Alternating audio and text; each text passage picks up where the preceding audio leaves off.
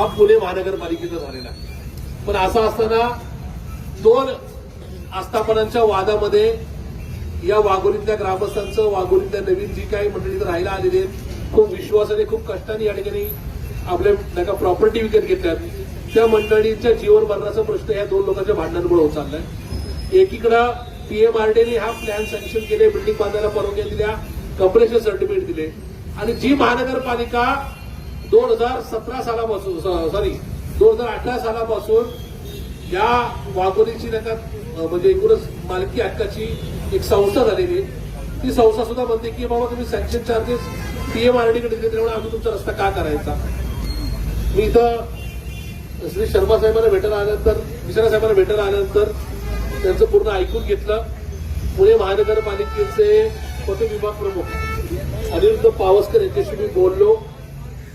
माझ्या माहितीप्रमाणे